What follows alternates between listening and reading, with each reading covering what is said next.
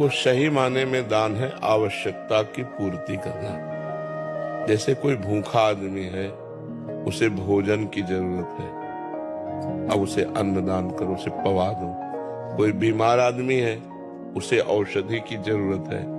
कोई सर्दी से कांप रहा है, उसे वस्त्र की जरूरत है। जहां अत्यंत आवश्यकता है और वो असमर्थ है, वहां हम सहायक। जैसे भूखी गौएं हैं, उनकी व्यवस्था नहीं, उनकी व्यवस्था कर दो। दान का सही तात्पर्य है अत्यंत आवश्यकता की पूर्ति। भूखे को अन्न देने में विचार करने की जरूरत नहीं।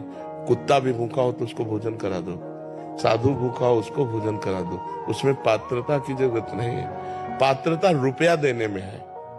हम रुपया देते हैं, शराब पिएगा, ये व्यभिचार करेगा कि गंदा आचरण करेगा। रुपया में थोड़ा होश में दान करने की जरूरत है। अन्न, वस्त्र, औषधि, जल, इनको तो जहां यथा योग्य अवसर मिले पवा दो, उसमें दे। क्योंकि लेकिन रुपया में, वो कुमार्गामी प्रवृत्तियों में रुपया खर्चा होगा तो आपको भी नरक जाना पड़ेगा। इसलिए उसमें फिर पात्र देखते हैं कि हमारे रुपये का यहाँ सदुपयोग होगा कि दुरुपयोग। अगर लग रहा है सांगोपांग सदुपयोग होगा तो फिर कर देना चाहिए। जैसे कुछ मांग रहा है आपसे संत वेशधारी, एक तो संत मांगेगा नहीं। जो भगवान का निज जन है वो कभी ऐसे नहीं करेगा। ये हम तुम्हें पक्की बात बता देते हैं। भगवान का दास कहलाकर मरण धर्मा शरीरधारियों के सामने हाथ पसारे तो भगवान का दास है क्या? अरे भगवान की दासी है लक्ष्मी जी, और लक्ष्मी पति के हम दास हैं। कि हमें जो आवश्यकता होगी वो प्रभु देंगे, तुमसे क्या मांगने की जरूरत है।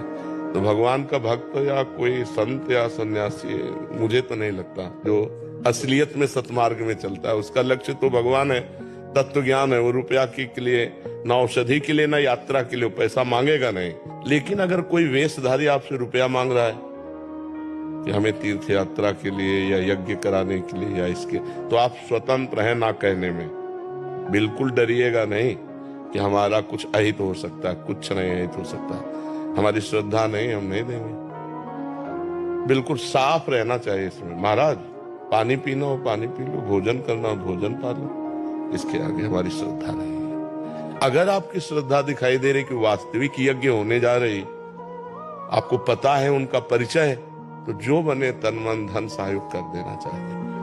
मतलब उसमें जानबूझ करके ही दिया जा सकता है, अनजाने में धन नहीं दिया जा सकता कि हमारे धन का दुरुपयोग होगा तो फिर उसमें सदगति बिगड़